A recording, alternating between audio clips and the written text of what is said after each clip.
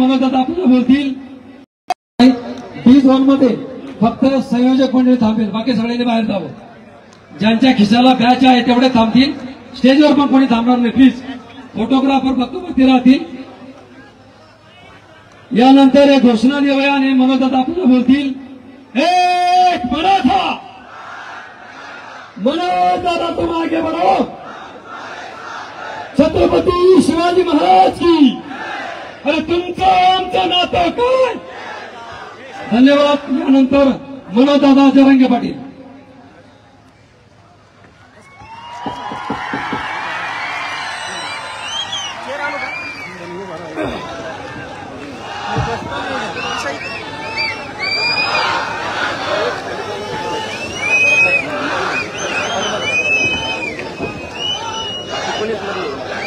हिंदवी स्वराज्याचे संस्थापक राजे छत्रपती शिवराय, धर्मवीर छत्रपती संभाजीराजे यांच्या जयंतीच्या निमित्तानं सगळ्या बांधवांना मनपूर्वक शुभेच्छा देतो। आणि या संभाजीनगर बजाज नगर मध्ये जमलेल्या माझ्या तमाम मराठा बांधवांना माझा मानाचा जय शिवराय।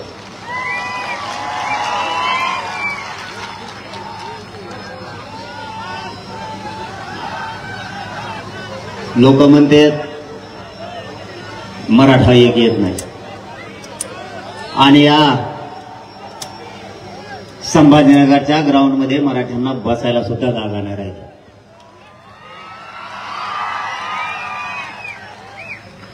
आवाज येत नाही का?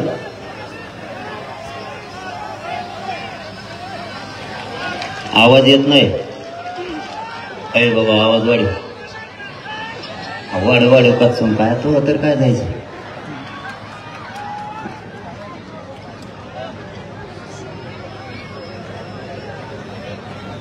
या महाराष्ट्रात मराठा समाज पहिल्यांदा स्वतःच्या लेकरासाठी एकवटला। मराठा समाज इतक्या ताकदीनं मायबापावर कधी एकवटला नव्हता। मराठ्यांना जाणीव झाली आता एकजूट झाल्याशिवाय पर्याय नाही, आणि एकदाच मराठ्यांचं करोडोच्या संख्येनं वादळ उसळलं। माझं हे स्वप्न होतं की माझा समाज एकत्र आला पाहिजे, माझा समाज पुढे गेला पाहिजे। आपण आपल्या जीवनात कोणती अपेक्षा नाही ठेवली, आजपर्यंत ठेवली ना पुढे कधी ठेवणार आहे, हा शब्द आहे माझा तुम्हाला।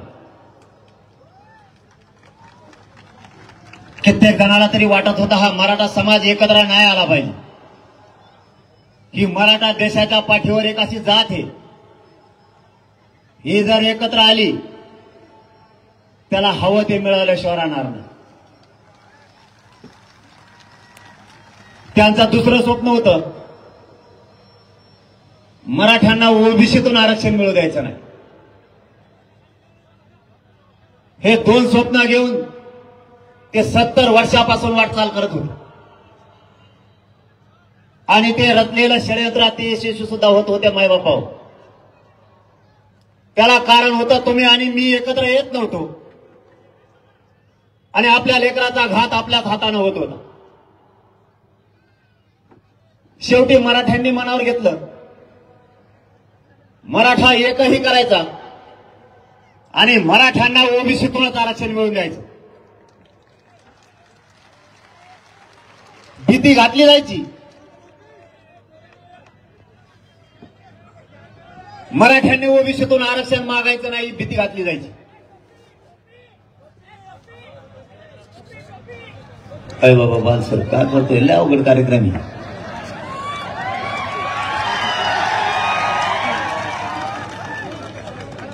ते सगळं खरं आहे तुमचं, मागं दिसणार नाही, पुढे त्यांना मागं दिसायची गरजच नाही, त्यांना मी दिसलं पाहिजे।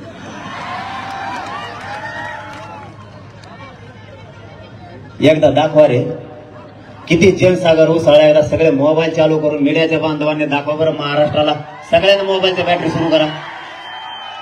उसळलेला जनसागर एकदा या राज्याला दिसू द्या। मीडियाच्या बांधवांना विनंती, हे सगळा जनसागर या महाराष्ट्राला एकदा दाखवा।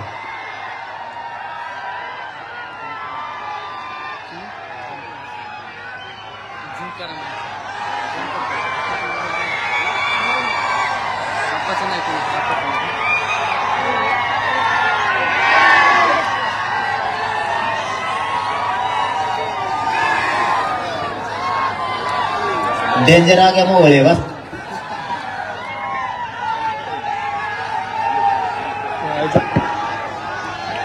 बसा खाली बसा. आपला विषय चालला होता की सगळ्यांचं स्वप्न होतं मराठ्यांना ओबीसीत आरक्षण मिळू द्यायचं नाही आणि नेमकं मराठ्यांनी तिथंच हात घातला. काय होत होतं हे तुम्हाला एका 10 मिनिटाच्या आत मी सांगतो. मराठा आता एक झालाय तर मराठ्यांनी आरक्षण आणि एकजुट शिकून घ्या. आता ही शक्ती आपल्याला वयाला जाऊ द्यायची नाही. कोणावर अन्याय करायचा नाही पण कोणाचा अन्याय खपवून घ्यायचा सुद्धा नाही. मायबापावर त्यांचं षडयंत्र होतं मराठ्यांना ओबीसीत आरक्षण मिळू द्यायचं नाही आणि आपल्यालाही माहित नव्हतं आपलं आरक्षण नेमकं कुठे आहे. काही लोकांचं असं म्हणणं आहे की मी जातीवाद करतोय. मी काही मीडियाच्या बांधवांनी मला प्रश्न विचारला मराठा आणि ओबीसी वाद होतोय. ए खाली बसा गप्प बसता तुम्ही इकडचे नाही चला वा बाहेर तुम्ही सगळे. इथं आरक्षणासाठी आमचा जीव चालला आणि तुमचा काय धिंगाण घालायला आले काय इथं. सगळ्यांचं म्हणणं होतं मराठा आणि ओबीसी वाद होतोय. वाद केला कोणी? माझा एक तरी स्टेटमेंट दाखवा की मी अगोदर ओबीसी बांधवांना दुखवलंय म्हणून. विरोध करणार तुम्ही परत तुम्हीच म्हणणार की मराठा आणि ओबीसी वाद होतोय. गावखेड्यातल्या एकाही ओबीसी बांधवाला आतापर्यंत मी किंवा माझ्या मराठा समाजानं दुखवलेला नाहीये आणि कधी दुखवणार पण नाही. कारण गावखेड्यात आम्हाला एकत्र राहायचंय, एकमेकाच्या मदतीला यायचंय, एकमेकाच्या सुखादुःखात आम्ही जातोय. ओबीसीचं दुःख हे मराठ्यांचं आहे, मराठ्यांचं ओबीसी दुःख हे ओबीसीचं आहे. ही आजही गावखेड्यात परिस्थिती आहे. जातीवाद केला कोणी? तुम्ही आम्हाला जातीवादी म्हणता कसे? तुम्ही अगोदर बोलल्याशिवाय मी किंवा माझा मराठा समाज कधी बोललेला नाही. 13 तारखेपर्यंत मतदानापर्यंत मी चांगला होतो किंवा माझा मराठा समाज चांगला होता.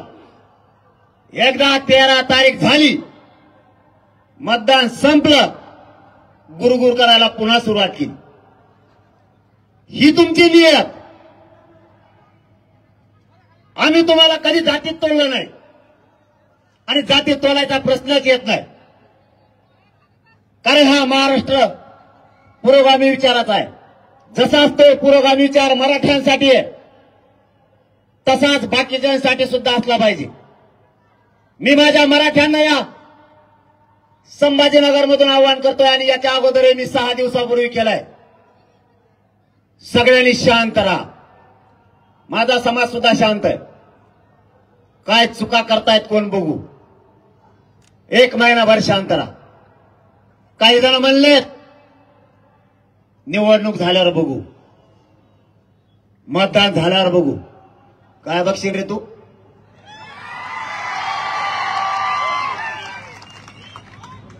तरी पण मराठ्यांनी शांत राहा. कोण काय चुका करतंय आपल्याला काही शहाण्या माणसांनी सांगितलंय. आपण शांत राहा. त्यांचेच लोक त्यांना पाडणार आहेत, नाव मराठ्यांचं घेणार आहेत. आपण शांत राहा. कोण काय करतोय तुम्ही बघा. म्हणून त्या शहाण्या माणसाच्या शब्दावरती मी मराठ्यांना आवाहन केलंय आणि आजही महाराष्ट्रातल्या मराठ्यांना या संभाजीनगरच्या नगरीतून आवाहन करतो, सगळ्यांनी शांत राहा. कोणी काय पोस्ट टाकल्या त्याचं नाव लिहून ठेवा. कोण पडला कोण निवडून आला याचं उत्तरही मराठ्यांनी देऊ नका. कोण मराठ्यांच्या अंगावरती कार्यकर्ते घालतोय याच्यावर बारकाईने लक्ष ठेवा. हो द्या चूक एखादी, 1 महिन्याभर बघू, शेवटी नरड्याला लागल्यावर आमचा नाविलाज. तुम्ही तुमच्या लोकांना सांगितलं पाहिजे जातीवाद नको, आम्हाला एकटीची जबाबदारी नाहीये ती. तरी एक जबाबदार म्हणून मराठा उताळा नाहीये, दमदार आहे. आम्ही शांततेत बघू काय काय कोण करतोय. आणि त्याच्यात 2 कामं सांगतो तुम्हाला आजच. तुमच्यावर जर वेळ आली, तुमचा जर काही घातपात होण्याचा अंदाज दिसला, मी शांत बसा म्हणलं म्हणून शांत बसू नका, स्वतःचं स्वसंरक्षण तरी करा. मात्र 1 महिनाभर सगळ्यांनी शांत राहा. कोण कोण काय काय करतोय ते बघू. कामं 2 सांगतो. पहिलं काम, जी जात जातीवाद करून मराठ्यांच्या अंगावर येईल, त्या जातीचा त्यांचा नेता पुढच्या काळात कधीच निवडून येऊ द्यायचा नाही.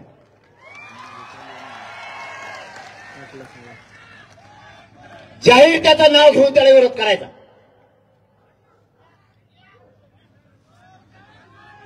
यांना सत्तेत नाही जाऊ द्यायचं. मग वेळ जर आली, आपला उमेदवार द्यायचा नाही, पण त्याला पाडल्याशिवाय शांत बसायचं नाही. नसता त्याने त्याच्या जातीला समजून सांगायचं जातीवाद होऊ देऊ नको म्हणून. दुसरं काम, शांतता याच्यासाठी आपल्याकडून आपल्याला जातीवाद नाही होऊ द्यायचा. ते ज्यावेळेस जातीवाद करतील त्यावेळेस ज्या लोकांनी आपल्याला सांगितलं शांततेची भूमिका असली पाहिजे, आपण शांतपणाची भूमिका घ्यायची ते घेणार नाहीये. त्यावेळेस आपल्याबद्दल कोणी कोणी चुका केल्या त्या माणसाला एकदा दाखवू आणि 1 महिन्याच्या नंतर ठरवू काय करायचं ते. कारण सहनशीलता सहन करण्याच्या आम्हाला सुद्धा मर्यादा आहे. त्यांनी आवाहन केलं पाहिजे, झालं गेलं विसरून जा, निवडणुका झाल्यात, परंतु ते तसं करत नाहीये. बीड जिल्हा असो किंवा महाराष्ट्र असो, या संभाजीनगरच्या नगरीतून सांगतो, माझ्या मराठ्यांच्या माणसाला कोणाकडून धक्का लागता कामा नये. जबाबदारी तुमची आहे. पुन्हा आम्हाला म्हणू नका तुम्ही तिकडे का निघाला.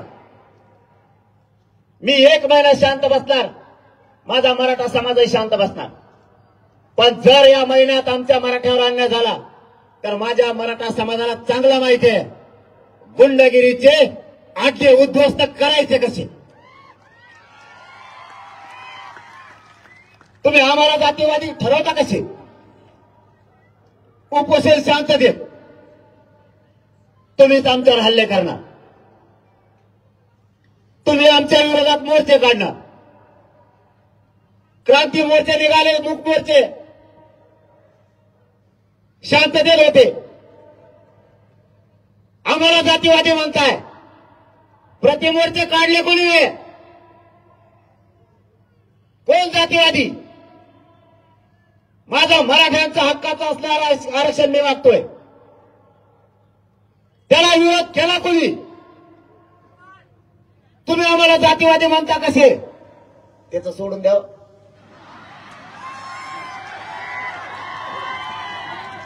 ते कुणालाच न राहिला दिसला नाही तुम्हाला.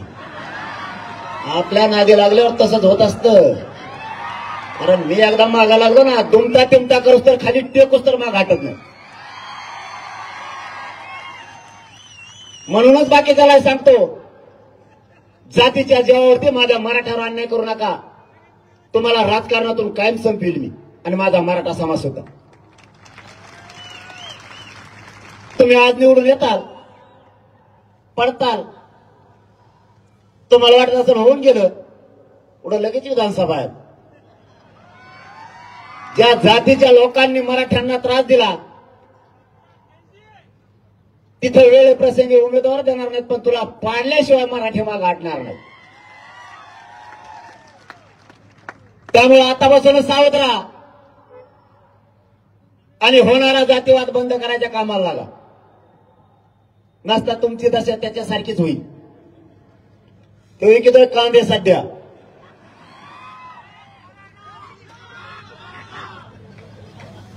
समाजानं काय करायचं काय नाही करायचं हे आपलं फायनल ठरलंय. आपण सगळ्यांनी शांत राहायचंय. कोणी कोणावर टीका करायची नाही. आपल्यावर कोण पोस्ट करतोय कोण वाद घडवून आणतो याच्यावर बारकाईने लक्ष ठेवायचं. आणि आता निकाल लागल्याच्या नंतर कोणाचाच जय जयकार करायचा नाही. पडणाराचा नाही आणि निवडून आलेल्याचा नाही. मायबापा हो, त्या गोलालात माझ्या मराठ्यांना आनंद नाहीये. माझ्या करोडो मराठ्यांच्या लेकरांच्या डोक्यावरती आरक्षण देऊन गोलाल टाकायचा आहे, त्याच्यात आपल्याला आनंद आहे. आणि हे किती आडवे उद्या ते आपण घेणार आहे. एकजूट अशीच राहू द्या. एकजूट फुटू देऊ नका. जात मोठी करायचे, जातीचे लेकर मोठे करायचे, यासाठी लढायचं. सगळे म्हणत होते मराठ्यांना ओबीसीतून आरक्षण मिळू देणार नाहीत. मिळालं का नाही? थोडं राहिलं आता सगळ्या स्वारीच्या अंमलबजावणी. ती बी आणल्याशिवाय माग हटत नाही. शब्द आहे माझा तुम्हाला. बघता तुम्ही एकजूट फुटू देऊ नका. मला तर लय घाबरीत होते. तुम्हाला माहित आहे की नाही? का नाही मला म्हणायचे ओबीसीतून जर आरक्षण मागितलं तर दंगली होत्या. म्हणलं कशामुळं? ते म्हणले ओबीसीतून तुम्ही आरक्षण मागू नका, वेगळं मागा. म्हणलं पण दंगली कशामुळे होत्या ते तर सांग. गोडीत येऊन म्हणायची बरं का, तसली टप्पर नाही आपल्याकडे यायची कोणाची. ते म्हणायचे दंगली होत्या. म्हणलं कारण? ते म्हणले काय ओबीसीतून आरक्षण मागितलं की दंगली होते. एक अंदाजा लावला मी. इथून पाठीमागं सुद्धा असंच होत असावं 70 वर्षात. लढा यशस्वी व्हायला आला की भीती दाखवित असतील. मला एक सांगा माय बापा, तुम्हालाच प्रश्न विचारतो, दंगली होते कसं काय? समजा तुमच्या नावावर 5 एकर जमिनी आणि त्यातली 2 एकर जमीन तुम्ही खाताय. 3 एकर जमीन कुठे तुम्हाला माहितच नाही. तुमचे लेकर उपाशी मरायला लागले तुमच्या हक्काची 5 एकर जमीन असून. पण काही दिवसानं महसूल विभागानं तुम्हाला ती जमीन मोजून दिली. त्यांनी सांगितलं तुमची 5 एकर जमीन सापडली, 2 एकर तुम्ही खाताय, ही तुमची 3 एकर ही तुम्ही घ्या. तुम्ही ती जमीन मागितली, ही जमीन माझी येते. आता ज्याच्याकडे होती तो तुम्हाला काय म्हणला माहितीये का? जर ही जमीन घेशील तर भांडण होईल, दंगली होईल. मग तुम्ही सोडून देणार का आता? तसंच आरक्षणाचा कचका होता. ओबीसीत मराठ्याचं आरक्षण ते म्हणले दंगली होती, मागितलं. म्हणलं हो देव, दंगल कसली असती बघायची मला. दंगली झाल्या का? त्याचं कारण मराठ्यांचा हक्काचं आहे. 200 वर्षापूर्वीच्या नोंदी सापडल्यात माय बाबा. मंडल कमिशननं ज्यावेळेस आरक्षण दिलं, एका इंग्रजाच्या अहवालावर दिलं. 1967 ला जे ओबीसीला आरक्षण दिलं, फक्त एका शासन निर्णयावर दिले. या मराठ्यांच्या ओबीसी आरक्षणात असणाऱ्या शेकडो वर्षाच्या नोंदी आहेत. शेकडो वर्षाच्या. या भारत देशावर सगळ्यात ओरिजिनल ओबीसीत कोण असेल तर तो फक्त मराठा. कारण त्याच्या शासकीय नोंदी सापडल्या. तरी म्हणतात ओबीसी आरक्षणात येऊ नका. ओबीसी आणि मराठा वादी. आमच्या नोंदी असून तुम्ही येऊ नका म्हणताय. याचा अर्थ जातीवाद तुम्ही करताय, आम्ही नाही. तुमच्या कोणत्या नोंदी सापडल्या? आमच्या तर नोंदी आहेत, तरी आम्हाला आरक्षण नाही. तुम्हाला माहिती आहे का कधी वाईट परिणाम झालाय? माझा लाखांना मराठ्यांचा तरुण शिकलेला असताना सुशिक्षित बेकार म्हणून घरी पडलाय. साध्या साध्या कंपनीत त्याला काम करायची वेळ आली. आई बाबाला कंपनीमध्ये काम करायचं, राब राब शेतात राबायचं आणि मुलं शिकवायची. या आरक्षणापायी त्या मुलाला नोकरी लागत नाहीये, त्याला उच्च शिक्षण घेता येत नाही. काय पाप केलंय माझ्या मराठ्याच्या पोरानं? त्याच्या हक्काचं आरक्षण असून देत नाही. नोकर भरतीमध्ये सुद्धा भरती झालेल्या मराठ्यांची भरती होत नाहीये, त्यांना केंद्रीय कॉलेज मिळत नाहीत. हक्काचं आरक्षण असून ज्या मुलानं स्वप्न बघितलं, ज्या बापानं स्वप्न बघितलंय माझं लेकरू अधिकारी होईल, या आरक्षणापायी त्या बापात आणि त्या लेकराच्या स्वप्नाची सुद्धा राखरांगोळी झाली. आरक्षणाची किंमत 1% हुकलेल्या लेकराला विचारा, ते घरी रडत येतं त्यावेळेस कळत आहे आरक्षणाची काय किंमत आहे. ज्या आई बापानं कर्ज काढून लेकरं शिकवले त्यांना विचारा आरक्षणाची काय किंमत आहे. नोकरदार वर्ग सुद्धा 1-1 रुपये मागं टाकून लेकरं शिकवतोय, नाही त्याला त्याच्या मनासारखं शिक्षण घेतायत आणि नोकरी करतायत. आमच्या हक्काचं आरक्षण असून तुम्ही आम्हाला म्हणताय ओबीसी आणि मराठा वाद होतोय. तुम्ही मराठ्यांना रोखू नका, कधीच ओबीसी आणि मराठा वाद होऊ शकत नाही, कारण ते मराठ्यांच्या हक्काचं आहे. आम्ही कोणाचा हिसकून नाही घेत. खाल्लं तुम्ही खूप दिवस, आमचं आहे ते द्या म्हणतोय. कोणाच्या आरक्षणाला नाही धक्का लागत, कसा नाही लागत ते सुद्धा मोजा. ते येवल्यावाला म्हणतो आम्ही एकटे 60%. चल बाबा तू म्हणतो तसं आता मराठ्यांना मोजा. 60% ओबीसी, 34% मराठा, किती झाले? 20% SC ST, 150% लोकसंख्या असते राज्याची देशाची. तू का बधीर समजतो का काय? आम्हाला खातो किती दिवस. दुसरा पॉइंट आणला म्हणे एसटी फुल भरलेली म्हणजे ओबीसी आरक्षणानं. नेते माझ्याकडे येतात बघा, मंत्री लोक चर्चाला, ते म्हणतात एसटी फुल आहे राव. मला दारू उघडून बघू दे. म्हणलोय मी, तुम्ही मीडियाच्या बांधवाच्या माध्यमातून बघितलं असेल, मीडियाच्या बांधवाने लय साथ दिली आहे मराठ्याच्या आंदोलनाला. त्याला म्हणलं एसटीचं दार उघड, मला डुकून बघून द्या. किती लोक बसले, ते एकटं टंगड्याला मग बसलं. म्हणलं सतत खुर्चीवर, त्याला टंगडी सकट बाहेर ओढतो. नाही म्हणते तसं बघता येत नाही. म्हणलं मग आम्ही ओबीसीतच घेत असतो, बघता येत नाही. एसटी फुल नाहीच आहे. यांनी काचा लावल्या, दार लावून घेतले, आत मोकळे, फक्त दुसऱ्याला बसू द्यायचे नाही, नियत चांगली नाही, खायची सवय लागली. चारही बाजूला लोकांचा वार पाडायची सवय लागली. बरं त्याने एकट्यानं नाही खाल्लं, ओबीसी महामंडळ एकट्याने 80% खाल्लंय त्यांनी. 12 बलुतेदारांना वेगळा प्रवर्ग करायचा एका शासन निर्णयावर, किंवा नुसता सचिवाने किंवा सहसचिवाने जरी आज सूचना केल्या तरी 12 बलुतेदारांचा वेगळा प्रवर्ग होतो, तरीही केला जात नाही. मुस्लिमांना आरक्षण दिलं जात नाही, दलितांचे प्रश्न सोडवले जात नाहीत, आणि ज्या आरक्षणाला धक्काच लागत नाही त्यांचा मराठ्यांना सगळ्यात जास्त विरोधी. आपल्यामुळं एनटी आणि व्हिजेंटीला धक्का लागत नाही, कारण त्यांचा वेगळा प्रवर्ग आहे. वंजारी बांधव आणि धनगर बांधवांना मराठ्यांच्या आरक्षणामुळे धक्का लागत नाही. आपलं भांडण 19% आरक्षणात, तरीही ते त्यांनाच बोलितो सभेला, तुम्ही या. त्याच्यात दम नाही ना, त्याला सभेला धनगर बांधव लागतो, 12 बलुतेदार लागतो. एकदाही धनगर बांधवांना आरक्षण द्या असा एकही शब्द त्यांनी काढला नाही आतापर्यंत, एकही. पण मी शब्द दिलेला आहे, आणि मी एकदा शब्द दिलाय, मरायला सुद्धा भेट नसतो. धनगर बांधवाला आणि मुस्लिमाला आरक्षण कसं मिळत नाही तेच मी बघतो. किंवा मी त्यांना शब्द दिलेला आणि खरा करून दाखवणार आहे. ते सोबत येऊ अथवा न येऊ, ते विरोध करो या ना करो, मराठ्यांनी मात्र आपला ज्वलंत प्रश्न सुटल्याच्या नंतर त्यासाठी लढायचं. आणि यांचं सगळ्यात मोठं दुखणं आहे तेवढं तुम्हाला सांगतो. या सरकारच्या लक्षात आलंय,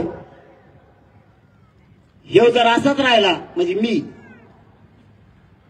तर हे गोरगरीब मराठे, मुस्लिम, दलित, 12 बलुतेदार, लिंगायत समाज, राजपूत हे लोक सत्तेत घातल्याशिवाय गप्प बसायचा नाही. आणि मग आपण काय करायचं म्हणलं, तुम्ही गारी का थोडे दिवस. मग नवीन डाव टाकला त्यांनी, म्हणले याला अटक करा मला. मग माझ्या विरुद्ध यासाठी नेमली. माहिती आहे तुम्हाला? अरे त्यालाच माहिती काय, माया पुढे आनंद बसेल नाही तुम्हाला नसतं. यासाठी नेमली. आता हे मला जेलला टाकणार आहे. दुसरा एक डाव आहे, ते एक आणि आणखीन एक. रोज माझ्यावर 2-4 गुन्हे दाखल करतात रोज. का? त्याचं कारण मला राज्यातून तडीपार करायचं. एवढे डोक्याचं. आता मला राज्यातून तडीपार केलं, मी शहाणा आहे. मी दुसऱ्या राज्यात जाईन, इकडे मराठी तिकडे बोलले, तिकडे राज्यात मोर्चे काढी. यांना सोडणार नाही मी.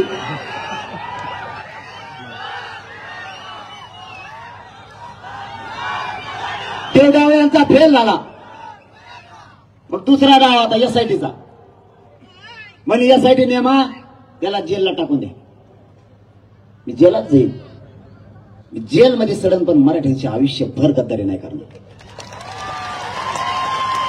मी जेलात जाईल, जेलातले सगळे मराठ्याचे कैदी एकत्र करीन, जेलात मोर्चा काढीन.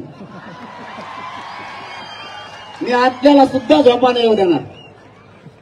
कारण मी माझं जीवन या समाजासाठी अर्पण केलंय. माझं एकच स्वप्न आहे, माझ्या मराठ्यांच्या लेकराच्या अंगावर आरक्षण देऊन मला वर्दी बघायची.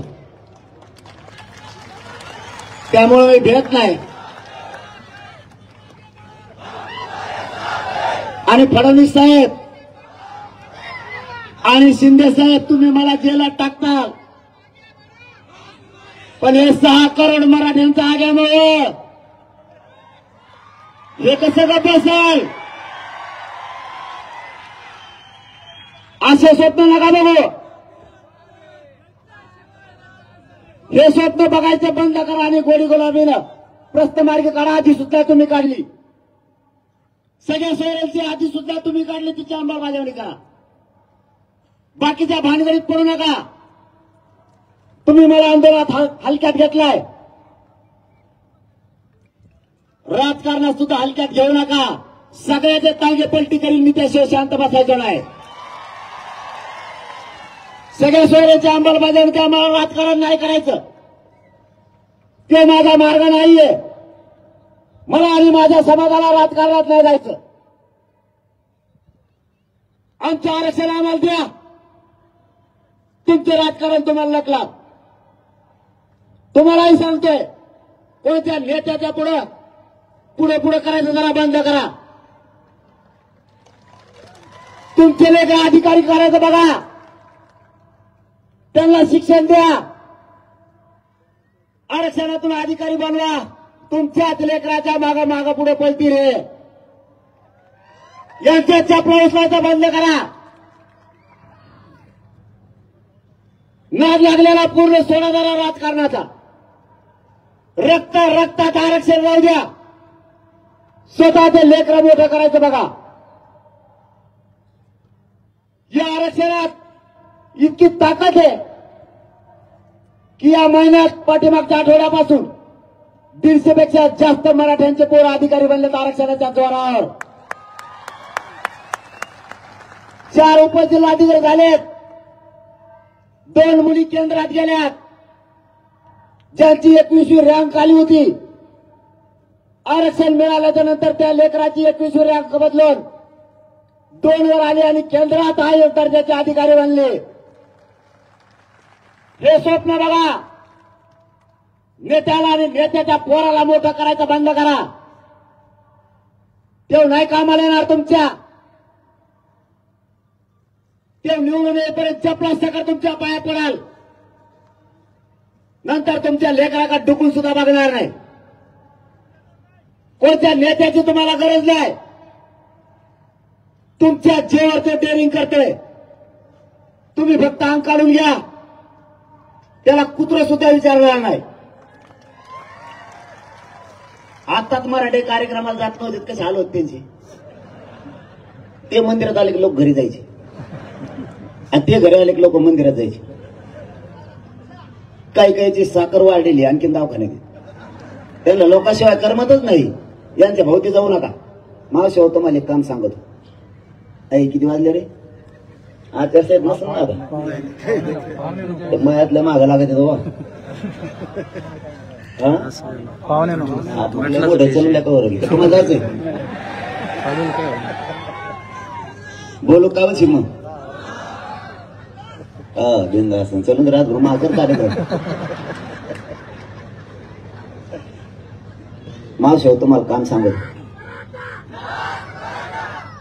बाई 9 वाजले का रे? मला भेवच वाटतं 9च्या पुढे हातात हात द्यायचं. 2 कामं करा मराठ्यांनी. आपल्या लेकराला आयुष्याचं आरक्षण द्या. मराठी व्यसनापासून लांब जा. जगाच्या पाठीवर प्रगत जात म्हणून फक्त मराठ्यांची असणार. मला 9 वाजल्यानं मी हातात हात द्यायचाच बंद केला. हात धरला सोडितच नाही. त्यांनी टाकलेली असती का गाणं महेश सतत फोटो काढी जाऊन मलाच घोडे लावते. फक्त व्यसनापासून लांब जा. आपली जात प्रगत होणार. आणि बांध टोकराची एक कमी करा. 5-5 पिढ्या झालेत लोक आपल्या बोलणार काय टोकरी तुरे दिवसभर गावात इकडे तिकडे तिसरा पार जातं खुरपं घेऊन बाण टोकरी काय टोकरी तुरे. 5-5 पिढ्या झालेत बोलणार. 1700 लोक मी 25-25 वर्ष न बोलणार एका जागेवर बसवले. या 8-9 महिन्याच्या आंदोलनाच्या काळात पोलीस स्टेशनला मराठ्यांची एकही केस नाही. सध्या भांडणच करणार मराठी. दलित मराठा वाद कमी झाला. मुस्लिम मराठा सुद्धा वाद कमी झाला. आणि मलाच मध्येत वरून ह्यो जातीवाद करतो. म्हणजे इतके वाद कमी होऊन मला जातीवादी समजेना. आणि तुम्ही विरोध करता त्याचा काय? मावशी होतो मला एक काम सांगतो. तुम्हाला आवाज येतो का? एकाही नेत्याच्या पुढं करायचं नाही. हे घराच्या बाहेर चालले यांना रोज विचारायचं पुढे चालले. मला माहिती आहे तुमच्या जवळ यांचे खटके हे तुमच्या पुढे जात नाही. यांना रोज विचारायचं तुम्ही पुढे चालले. यांना लागलेला नाद लागलेला आहे साहेबाचा एक भैया ते शिकायला गेलं परदेशात तुमच्या मताच्या जोरावर. त्याच्या आज्याला तुम्हीच मोठं केलं, त्याच्या बापाला तुम्हीच केलं आणि त्याच्या पोराला तुम्हालाच मोठं करायचं. आता जस का मराठीने ठेका घेतला यालाच निवडून आणणार. 20-25 वर्षापूर्वी याजवळ मोटरसायकल नव्हती. 2 कोटीच्या गाडीत बसायला लागला येऊ तुमच्या मताच्या जीव. याचे पोरं परदेशात शिकायला गेले आणि आपले पोरं गावसा तोडायला पाठायचे का? आता हे काम त्यांचं होतं आरक्षण द्यायचं त्यांनी दिलं नाही. पण इथून पुढे तरी सावध राहता. त्याचं पोरग परदेशात शिकायला गेलं आणि त्याला तुम्ही भैया म्हणता का नाही? त्याला चेती धाकताय ना नीट त्याला भैया म्हणता तुम्ही. आणि ते आपल्या पोराला नाम्या तुक्या एकण्या म्हणते. मावशी हो तुम्हालाच काम सांगत होता. हे घराच्या बाहेर चालले त्यांना रोज विचारायचे पुढे चालले. हे जर म्हणले साहेबाच्या भायाकडे चालून टंगडीला बांधून घरात ठेवा तेव्हा साहेबाच भाया मरून दे म्हणा तिकडे आधी आरक्षण मिळू दे मग तू तिकडे जाय तिकडे जाय. मी हे तुमच्या मागे तुमचा भाऊ म्हणून तुम्ही काळजी नका करू. त्यांना सुधरून देण्यात मी याला आत्ता बिघून टाकतो. कारण आपल्याला हे परिवर्तन करावं लागणार आहे. हे लोक चपला सकट पाय पडते निवडणूक आल्यावर. आता निवडणूक केली लागले गुरुगुर करायला सगळे. लेकरांचा अन्याय डोळ्यासमोर असू द्या. लेकर मोठे करायचे, जात मोठे करायचे हे स्वप्न बघा. आपली जात कधी नाही ती एकत्र झाली. हिला नाही फुटू द्यायचं. आता कोणाचं स्वप्न पूर्ण करण्यासाठी आपण नाही येत. कोणाला निवडून आणायचं कोणाला पाडायचं याच्यासाठी नाही येत. आपली जात आणि आपल्या जातीचे लेकर आपल्यासाठी मोठे आहेत. आपला समाज टिकला तर आपण टिकणार आहेत. मराठ्यांच्या सगळ्या पक्षातल्या नेत्यांना माझं आव्हान आहे. जात जर संपली तर तुम्हाला झाडून घ्यायला राहावं लागणार आहे. जातीच्या लेकराच्या पाठीशी उभा राहा. जातीच्या विरोधात जाऊ नका. सत्ता येईल जाईल, कोणी निवडून येईल पडेल, जातीला विसरू नका. जातीवरती अन्याय व्हायला लागला तर मदतीला धावून या. महिन्यापेक्षाही जास्त सगळ्यांना शांततेची भूमिका घ्या. 4 जूनला आपण आंतरवाली या ठिकाणी आमरण उपोषण पुकारलंय. संभाजीनगरसह महाराष्ट्रातल्या मराठा समाजाला हात जोडून सांगतो, 4 जूनला सगळ्यांना आंतरवालीकडे या. आपल्या लेकराच्या डोक्यावर गुलाल टाकायचा आहे. आरक्षणाच्या गुलालात आनंद ठेवा. या नेत्याच्या गुलालात आनंद मानू नका. आरक्षण घेतल्याशिवाय सुट्टी नाही द्यायची. कोणी किती आडवा आला तरी शांततेत आंदोलन करायचंय. होणारं आंदोलन शांततेत असणार आहे. हे शांततेचं युद्ध कोणालाच रोखता येत नाही. 70 वर्षात मराठ्यांना मिळणारं आरक्षण या शांततेचं आंदोलनात मिळवून दिलं आहे. म्हणून 4 जूनला पुन्हा आमरण उपोषण पुकारलंय. मायबापा तुमच्या पुढे हात जोडून सांगतोय, परवा डिस्चार्ज घेतलाय मी. या अगोदर 2 महिन्यापूर्वी डॉक्टरनं मला सांगितलंय, तुम्ही राज्यात फिरू नका. तरी मी रातपाठ एक माझा समाज मोठा व्हावा म्हणून फिरतोय. माझ्या समाजाच्या लेकरासाठी मी रोज रस्त्यावरती आहे. आमरण उपोषण तोंडावर शब्द सुद्धा आणू नका असं डॉक्टरने मला सांगितलंय. एका दिवसात तुम्ही मरताल तरी माझ्या समाजाच्या लेकरं यांच्यावर होणारा अन्याय सहन होत नाही. आलेली संधी जाऊ द्यायची नाहीये. या संधीचं सोनं करायचंय. म्हणून पुन्हा एकदा 4 जूनला आमरण उपोषण पुकारलंय. तुमच्याकडून मला काहीच अपेक्षा नाहीये. फक्त ताकदीने पाठबळाने आशीर्वाद ठेवा. तुमचा मुलगा म्हणून तुम्हाला साथ घालतोय. आरक्षण मिळवायचंय. तुम्हाला एक दुसरी विनंती माझी, या उपोषणामुळे माझं शरीर मला नाही साथ देत. आता खूप उपोषणं केल्यामुळे माझं शरीर मला साथ देत नाहीये. माझी तुम्हाला हात जोडून विनंती आहे, तुमच्या खांद्यावरती आज एक जबाबदारी देतोय. उपोषण केल्यामुळे माझं शरीर मला साथ देत नाही. मी तुमच्यात असेल नसेल मला माहित नाही. शेवटी हे शरीर आहे. मी तुमच्यात असो किंवा नसो, माझी जात लय दशकानंतर एक झाली, हिला फुटू देऊ नका. ही जबाबदारी तुमच्या खांद्यावरती. माझी जात लय दिवसाला एकत्र आली. माझ्या जातीच्या लेकरावर अन्याय बंद व्हायला लागलाय. मी तुमच्यात असेल किंवा नसेल, पण या राजकारणी लोकांसाठी माझी जात कधीच फुटू देऊ नका. ही खांद्यावरती तुमच्या जबाबदारी. मी नाही हटत. आता जीव गेला तरी चालाल, पण आरक्षण देऊन मराठ्यांच्या लेकराच्या डोक्यावर गुलाल टाकल्याशिवाय मी 1 इंचही नाही मागे सरकत. आता 4 जूनला घोषणा झाली, आमरण उपोषण होणार. राज्यातल्या गावागावातल्या मराठा समाजाचे अंतरवालीत फोन यायला लागलेत. गावाची गावं या राज्यातले माता मावल्यांसह 4 जूनला अंतरवालीकडे यायला लागलेत. आपण सगळ्यांनी यायचं तर, पण फक्त शांततेचं आव्हान आहे.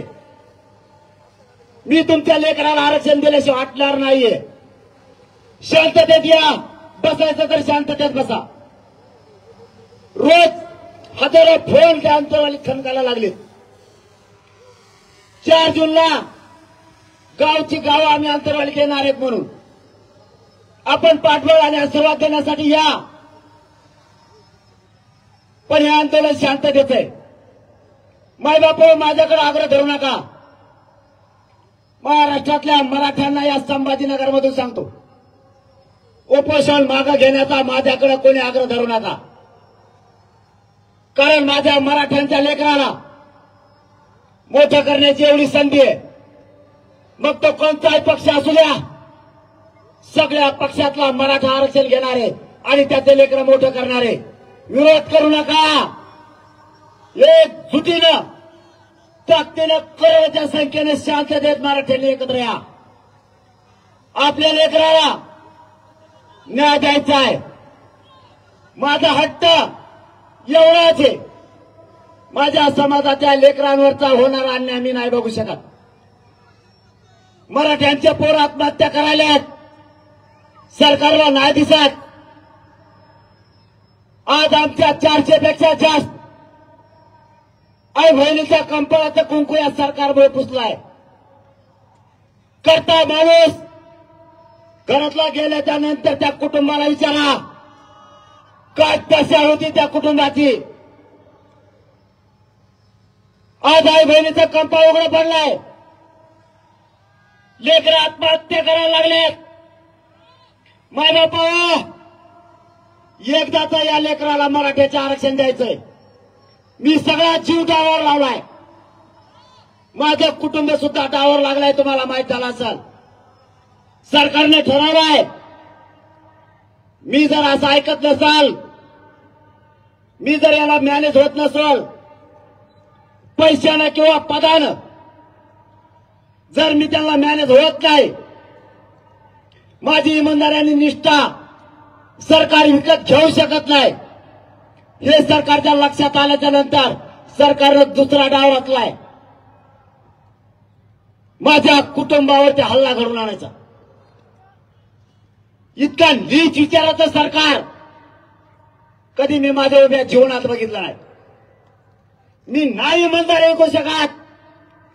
सरकार येऊ दे, सरकारचा बाप येऊ दे, मी नाही हटत. मी हॉस्पिटलमध्ये पाठीमागच्या महिन्यात माझ्या बायकोला आणि वडिलाला बोलून घेतलं आणि सांगितलंय मी तर डावावर लागलोच, आता तुम्ही सुद्धा लागला. जर कदाचित तुमच्यावर हल्ला झाला, तुम्हाला लढता आलं तर लढा, खेळता आलं तर खेटा.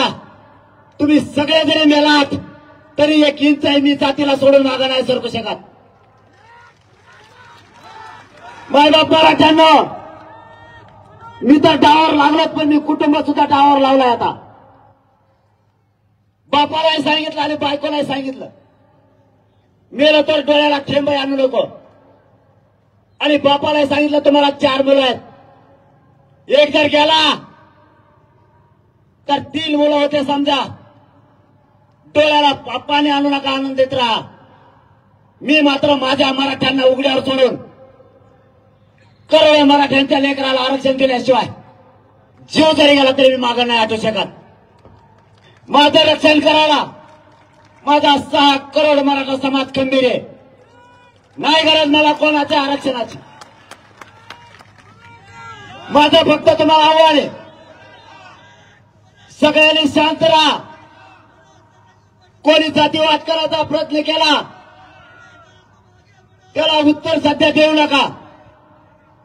कोणती जात चूक करती ते आपण बघू. कोणत्या जातीचे लोक जाणून बुजून मराठ्यांना त्रास द्यायचा प्रयत्न करतात ते बघू. 1 महिन्याच्या नंतर ठरवू, नड्या लागल्यावर बघू काय करायचंय ते. पुन्हा माझा तुम्हाला शब्द आहे, 4 जूनला आमरण उपोषण सुरू होत आहे. पाठबळ असू द्या. तुमच्या साथीची मला गरज आहे, तुमच्या आशीर्वादाची गरज आहे. तुमच्या पाठबळावर मी तिथं जीवाची बाजी लावून लढतोय. आपल्याला मराठ्यांच्या लेकराचं कल्याण करायचं. माझं काही स्वप्न नाहीये. करोडो मराठ्यांचे लेकर मोठे व्हावेत, तुमचं लेकरू आनंदी जगावं, हे स्वप्न घेऊन मी घराच्या बाहेर. तुम्हाला जाता जाता शब्द आहे माझा, मी जेलमध्ये जरी सडलो किंवा आंदोलन करताना जरी बलिदान गेलं